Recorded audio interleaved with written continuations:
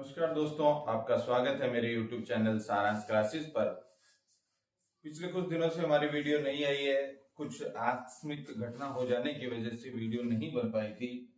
अब हम पुनः एक बार स्वागत करते हैं आपका, पुनः एक बार वापस से प्रारंभ करते हैं। हमारा जो चैप्टर चल रहा था, हम बात कर रहे थे, हमने देखा था संयोजन और वियोजन अभिक्रियाओं के प्रकार के बारे में। हमने बता दिया था कि संयोजन अभिक्रिया किसे कहते हैं, वियोजन अभिक्रिया किसे कहते हैं, उसके विभिन्न प्रकार के जो प्रकार थे उन पर हमने चर्चाएं कर ली थी कि प्रकाश अपघटन क्या होता है, ऊष्मा अपघटन क्या होता है और जो विद्युत अपघटन है उस पर हमने चर्चा कर ली थी। अब हम जो चर्चा करने जा रहे हैं वो है विस्थापन अभिक्रिया की और द्विविस्थापन अभिक्रिया की। विस्थापन और द्विविस्थापन अभिक्रिया से पहले जो हम बात करने जा रहे हैं वो है हमारा सक्रियता सारणी। एक सारणी होती है सक्रियता सारणी, उस सारणी से हम बात करेंगे कि सक्रियता सारणी किसे कहते हैं। तो सबसे पहले हम बात करेंगे सक्रियता सारणी की कि सक्रियता सारणी क्या होती है। तो सबसे पहले हम यहाँ लिखेंगे कि सक्रियता सारणी क्या होती है। सक्रियता सारणी या इसको हम श्रेणी भी कहते हैं।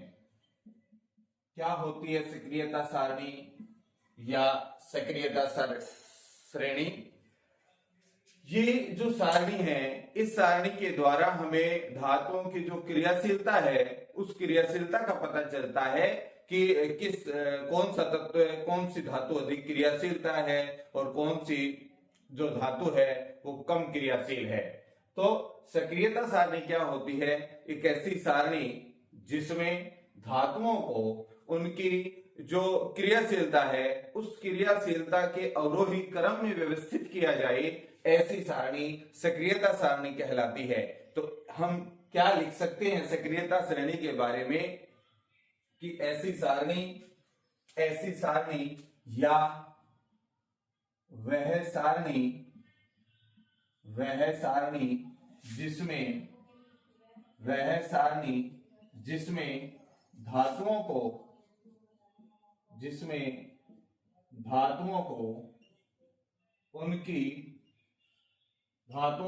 उनकी क्रियाशीलता के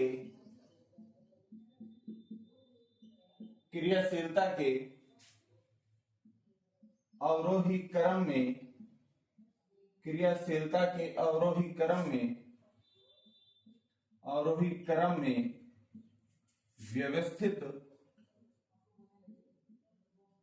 व्यवस्थित किया जाता है।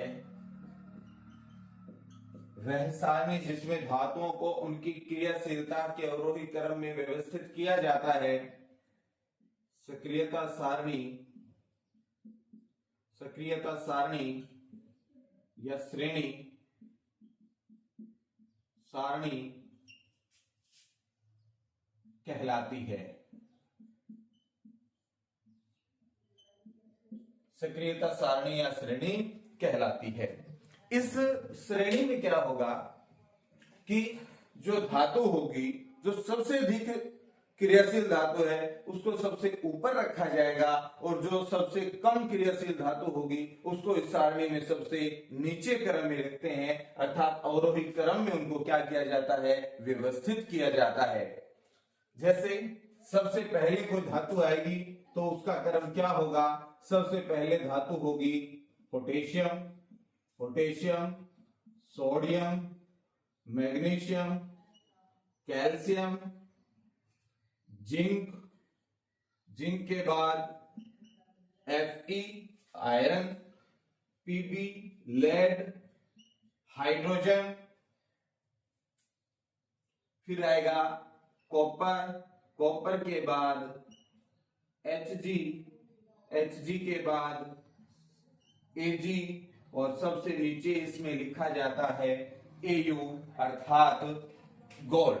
तो ये आपका पोटेशियम है, ये सोडियम है, ये मैग्नीशियम है, ये कैल्शियम है, ये जिंक है, ये आयरन है, ये लेड, ये हाइड्रोजन, कॉपर, मरकरी, सिल्वर और क्या होगा आपका Au होगा अर्थात गोल्ड होगा। तो इस जो सारणी है, इस सारणी में सबसे जो क्रियाशील जो धातु होगी वो पोटेशियम होगी। ये क्या है आपकी सबसे क्रियाशील है, सबसे क्रियाशील है। जबकि ये जो आपका गोल्ड है ये सबसे कम क्रियाशील है। इसको हम लिख सकते हैं कि निम्न क्रियाशील है, निम्न क्रियाशील है। तो सबसे जो अधिक क्रियाशील होगी वो आपका क्या होगा पोटेशियम होगा।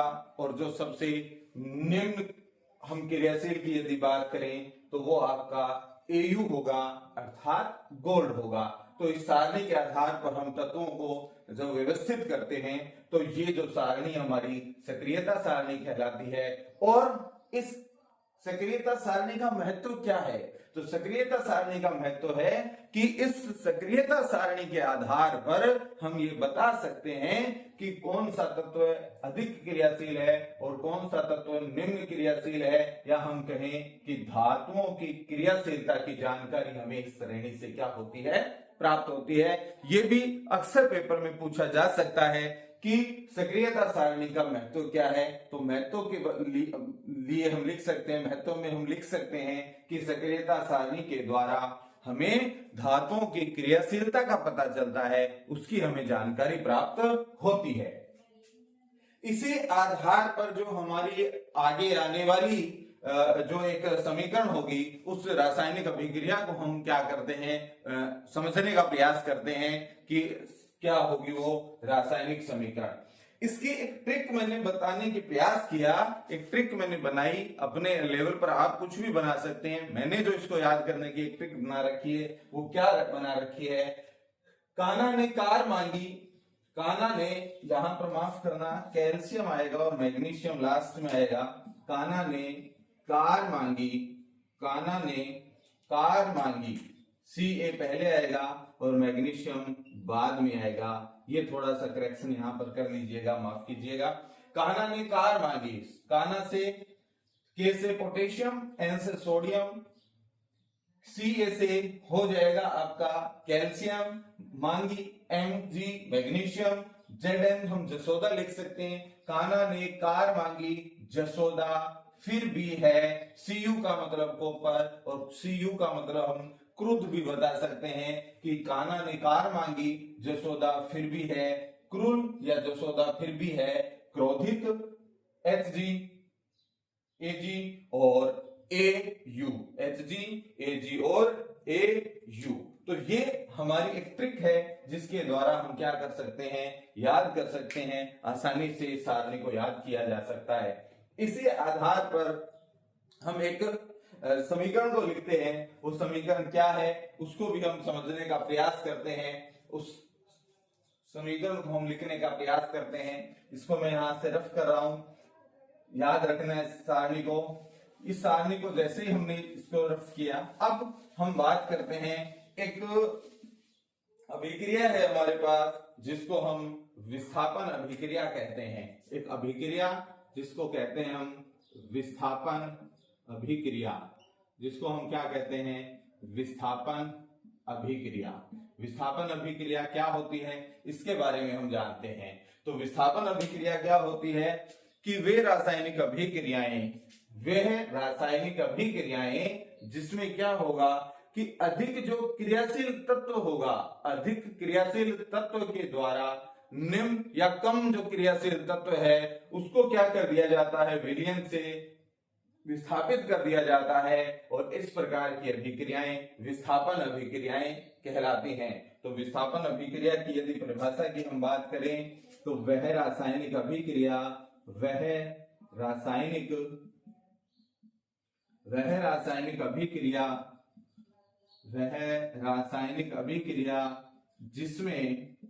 जिसमें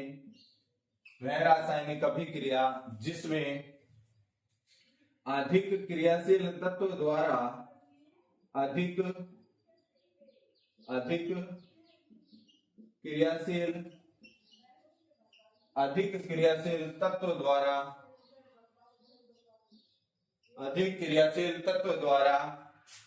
निम्न क्रियाशील तत्व को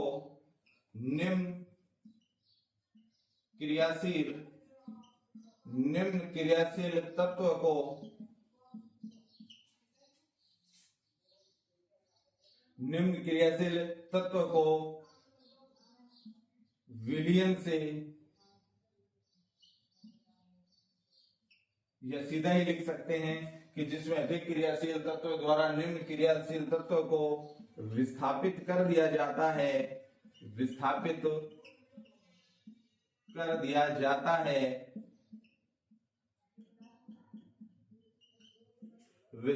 अभिक्रिया कहलाती है। विस्थापन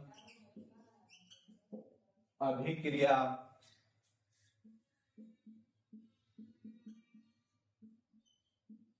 कहलाती है। तो ये हमारी कौन सी अभिक्रिया है? विस्थापन अभिक्रिया है।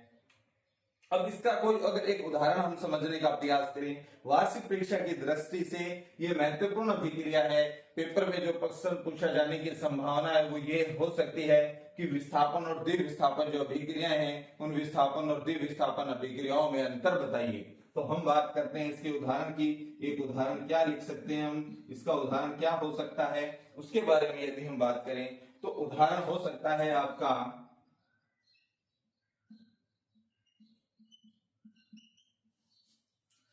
FeSO4। यहां पर आपका है कॉपर सल्फेट। सबसे पहले क्या लेंगे? Copper sulphate. इस कॉपर सल्फेट, यह आपका कॉपर सल्फेट है।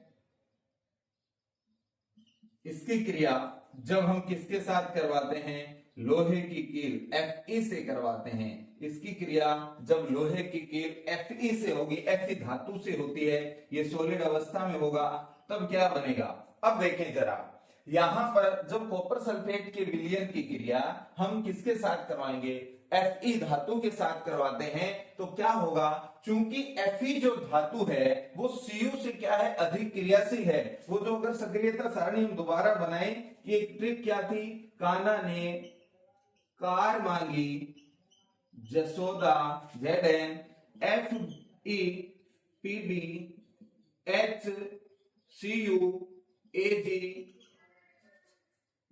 Hg Ag और Au। तो यहां पर देखें कि जो Fe है वो अधिक क्रियाशील है, किसकी तुलना में? Cu की तुलना में। तो ये अधिक क्रियाशील है, ये कम क्रियाशील है, तो ये इसको यहां से क्या कर देगा? विस्थापित कर देगा। और क्या बन जाएगा? यहां पर किसका विलयन बन जाएगा? कॉपर सल्फेट के विलयन की तुलना जगह किसका बन जाएगा? Fe आ जाएगा, Cu को वहां से विस्थापित कर देगा, और जो आपका नई समीकरण आएगी वो आएगी FeSO4। ये विलयन होगा इसका Aq, प्लस में कॉपर वहां से क्या हो जाएगा? बाहर निकल जाएगा, कॉपर वहां से मुक्त हो जाएगा। ये आपका क्या है? ये आपका कॉपर सल्फेट का विलयन है। ये किसका विलयन है? आपका कॉपर सल्फेट का विलयन है। ये आपका आयरन है, और इस आयरन के द्वारा इस Cu को यहां से विस्थापित कर दिया जाएगा, और ये बन जाएगा आपका फेरस सल्फेट। ये बनेगा फेरस सल्फेट, और यहां से कॉपर क्या हो जाएगा? बाहर निकल जाएगा। तो ये जो अभिक्रिया है, इसमें जो अधिक क्रियाशील तत्व Fe था, इस Fe के द्वारा Cu को क्या कर दिया गया? उसके विलयन से विस्थापित कर दिया गया, और FeSO4 फेरस सल्फेट बाहर निकल गया, और कॉपर फेरस सल्फेट का निर्माण हो गया, और कॉपर वहां से बाहर निकल गया। तो ये अभिक्रिया कौन सी अभिक्रिया कहलाती है? विस्थापन अभिक्रिया कहलाती है। एक और उदाहरण अगर हम लेना चाहें तो वो भी ले सकते हैं। अगर हम Fe के स्थान पर, यदि Fe के स्थान पर क्या लें हम? Zn जिंक यदि लें, Fe के स्थान पर यदि हम क्या लें? जिंक लें। Fe के स्थान पर यदि हमने जिंक ले लिया, तब भी आपका क्या बनेगा? अब एक और उदाहरण यदि हम देख लेते हैं कि कॉपर सल्फेट ये कॉपर सल्फेट का जलीय विलयन है, इसकी क्रिया हमने किसके साथ करवा दी, हमने इसकी क्रिया Zn जिंक के साथ करवाएंगे। तो जिंक के द्वारा भी क्या कर दिया जाएगा, जिंक के द्वारा भी कॉपर को क्या कर दिया जाएगा, इसके विलयन से विस्थापित कर दिया जाएगा और आपका क्या बन जाएगा, ZnSO4 जिंक सल्फेट प्लस में Cu, क्योंकि यहां पर Zn क्या है, Cu से अधिक क्रियाशील है, इसलिए Zn के द्वारा Cu को यहां से क्या कर दिया जाएगा, विस्थापित कर दिया जाएगा और क्या बन जाएगा आपका ZnSO4 जिंक सल्फेट बन जाएगा। ये क्या बनेगा आपका, जिंक सल्फेट। ये क्या है आपका, जिंक सल्फेट है और ये कॉपर यहां से बाहर निकल जाएगा, ये कॉपर आपका बाहर निकल जाएगा। ये आपका क्या है, ये आपका है कॉपर सल्फेट, ये आपका कॉपर सल्फेट। तो ये जो अभिक्रिया है, ये अभिक्रिया हमारी विस्थापन अभिक्रिया होती है। कल हम चर्चा करेंगे द्विविस्थापन अभिक्रिया की, या द्विविस्थापन अभिक्रिया की भी चलो हम आज ही बात कर लेते हैं। द्विविस्थापन अभिक्रिया क्या होती है, क्या अंतर होता है विस्थापन और द्विविस्थापन अभिक्रिया में, इसकी भी चलो हम बात अभी कर लेते हैं कि द्विविस्थापन अभिक्रिया क्या होती है। द्विविस्थापन अभिक्रिया क्या होती है, किसे कहते हैं द्विविस्थापन अभिक्रिया, क्या होती है द्विविस्थापन अभिक्रिया, उस पर भी हम थोड़ी सी बात कर लेते हैं। द्विविस्थापन अभिक्रिया क्या होगी, इस पर थोड़ी सी हम चर्चा कर लेते हैं। विस्थापन अभिक्रिया में हमने देखा कि विस्थापन अभिक्रिया में जो अधिक क्रियाशील है वो अधिक क्रियाशील क्या होता है, कम क्रियाशील को क्या कर लेता है, वहां से विस्थापित कर लेता है। क्या कर लेगा, जो कम क्रियाशील तत्व है वो विस्थापित हो जाएगा अधिक क्रियाशील तत्व के द्वारा, उसके द्वारा उसको क्या कर दिया जाता है, विस्थापित कर दिया जाता है। तो ऐसी अभिक्रियाएं क्या कहलाती हैं, ऐसी अभिक्रियाएं विस्थापन। अब बात करते हैं द्विविस्थापन अभिक्रिया की। द्विविस्थापन अभिक्रिया, द्विविस्थापन अभिक्रिया की, कि द्विविस्थापन अभिक्रिया क्या होती है, किसे कहते हैं द्विविस्थापन अभिक्रिया, इसके बारे में हम थोड़ा सा देखते हैं। द्विविस्थापन जो अभिक्रिया होती है, उस द्विविस्थापन अभिक्रिया में क्या होगा कि द्विविस्थापन जो अभिक्रिया होती है, इस द्विविस्थापन अभिक्रिया में होता क्या है कि वह रासायनिक अभिक्रिया जिसमें जो हमारे क्रियाकारक हैं, जो हमारे अभिकारक हैं, उन अभिकारकों के जो आयन होते हैं, उन आयनों के मध्य क्या हो जाता है, आदान प्रदान हो जाता है। तो आयनों के मध्य जब आदान प्रदान हो तो ऐसी रासायनिक अभिक्रियाएं द्विविस्थापन अभिक्रियाएं कहलाती हैं। तो इसकी यदि हम परिभाषा लिखें तो वह रासायनिक अभिक्रिया, वह रासायनिक अभिक्रिया, वह रासायनिक अभिक्रिया जिसमें क्रियाकारकों के, जिसमें क्रियाकारकों के या अभिकारकों के, क्रियाकारकों के आयनों का, वह रासायनिक अभिक्रिया जिसमें क्रियाकारकों के आयनों का आदान प्रदान होता है, क्रियाकारकों के आयनों का आदान प्रदान होता है, आदान प्रदान, क्रियाकारकों के आयनों का आदान प्रदान होता है, क्या कहलाती है, द्विविस्थापन अभिक्रिया कहलाती है। द्विविस्थापन अभिक्रिया कहलाती है, द्विविस्थापन अभिक्रिया कहलाती है, द्विविस्थापन अभिक्रिया कहलाती है। क्रियाकारकों के जो आयन हैं, उन क्रियाकारकों के आयनों के जो आयन हैं, उन आयनों का क्या हो जाता है, आदान प्रदान हो जाता है। एक उदाहरण के द्वारा हम समझने का यदि हम प्रयास करें तो क्या होता है, देखें जरा कि ये हमारे पास है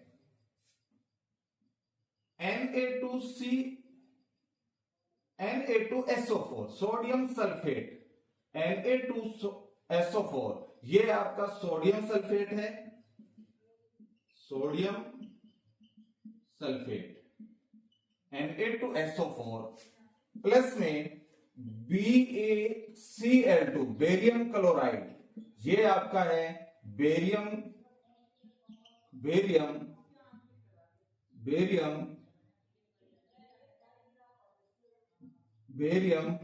क्लोराइड, ये आपका है बेरियम क्लोराइड। अब देखो क्या होता है कि यहां पर आयनों का क्या हो जाएगा, आदान प्रदान हो जाएगा। आयनों का आदान प्रदान कैसे होगा कि यहां पर सोडियम के स्थान पर तो बेरियम आ जाएगा और बेरियम के स्थान पर सोडियम आ जाएगा, अर्थात इन दोनों के आयनों का क्या हो जाएगा, आदान प्रदान हो जाएगा। या तो सोडियम और बेरियम के आयनों का आदान प्रदान होगा, या फिर क्लोरीन या सल्फेट, इन दोनों के आयनों का क्या होगा, आदान प्रदान होगा। अर्थात या तो बेरियम के स्थान पर सोडियम और सोडियम के स्थान पर बेरियम आ जाएगा, या ये जो सल्फेट है SO4 है, इस SO4 के स्थान पर तो क्लोरीन आ जाएगा और क्लोरीन के स्थान पर SO4 आ जाएगा। इसका मतलब ये जो क्रिया कारक हैं, इन क्रिया कारकों का जो आयन है, उन आयनों के मध्य क्या हो जाता है, आदान प्रदान हो जाता है। तो ऐसी अभिक्रियाएं द्विविस्थापन अभिक्रियाएं कहलाती हैं। और जो फाइनल प्रोडक्ट बनेगा वो क्या बनेगा, हम बना सकते हैं BaSO4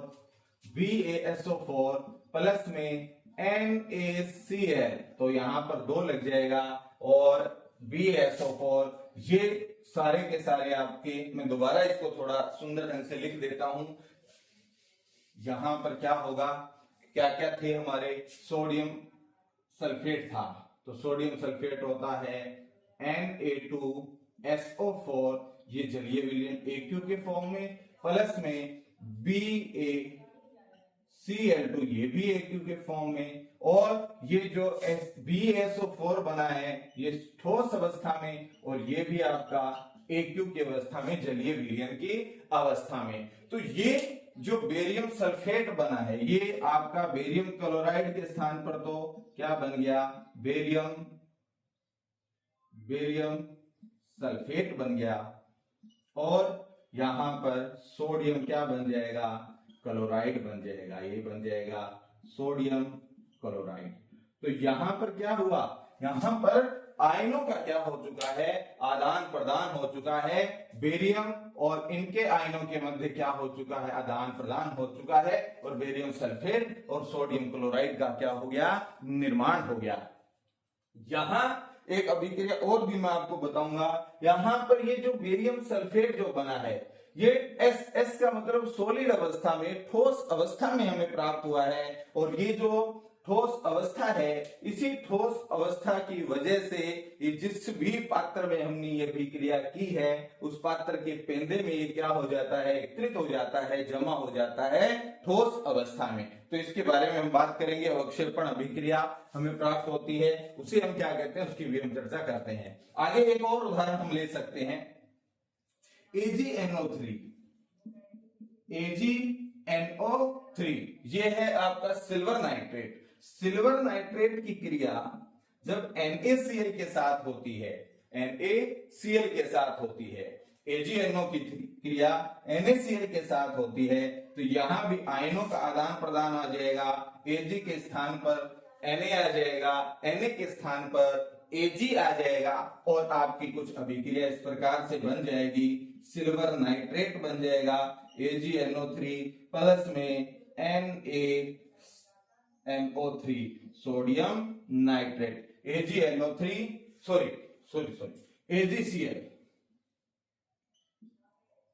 AgCl, और प्लस में आपका क्या बन जाएगा, NaNO3 बन जाएगा। क्या बन जाएगा, AgNO3 बन जाएगा। तो क्या बन जाएगा आपका AgCl प्लस में NaNO3। तो यहां भी आयनों का क्या हो गया, आदान प्रदान हो गया। तो ऐसी रासायनिक अभिक्रियाएं जिनमें क्रिया कारकों के आयनों के मध्य या क्रिया कारकों के आयनों का आदान प्रदान हो जाए, कौन सी अभिक्रिया कहलाती है, द्विविस्थापन अभिक्रिया कहलाती है। ये दोनों ही अभिक्रियाएं मोस्ट इंपोर्टेंट है 10वीं कक्षा के लिए। वार्षिक परीक्षा में इसके प्रश्न अक्सर पूछते हैं, इस बार भी आने की संभावना है।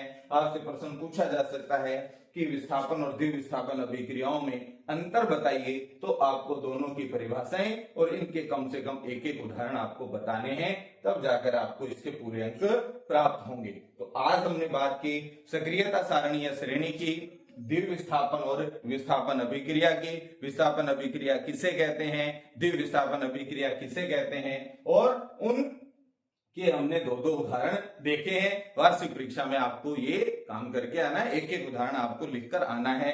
सक्रियता सारणी के बारे में अगर हम बात करें तो सक्रियता सारणी से हमें क्या पता चलता है, सक्रियता सारणी से हमें धातुओं की क्रियाशीलता की जानकारी प्राप्त होती है। तो ये सारी चीजें आज हमने इस वीडियो में समाप्त की हैं। आगे की हम बातें कल करेंगे। कल हम बात करेंगे ऑक्सीकरण अभिक्रिया और अपचयन अभिक्रिया की और रेडॉक्स अभिक्रिया की, क्या वो सारी बातें होती हैं, और उसके बाद हम आगे की इस चैप्टर पर भी चर्चा करते रहेंगे। तो ज्यादा से ज्यादा इस चैनल को सब्सक्राइब जरूर कर लें ताकि सूचनाएं आप तक पहुंच पाएं। लाइक शेयर भी करते रहिएगा ताकि आपके जो भी और दूसरे साथी हैं, आपके जो भी सहपाठी हैं, उनको भी इस चीज से मदद मिल सके। तो आज के लिए धन्यवाद, आगे के लिए हम कल बात करते हैं।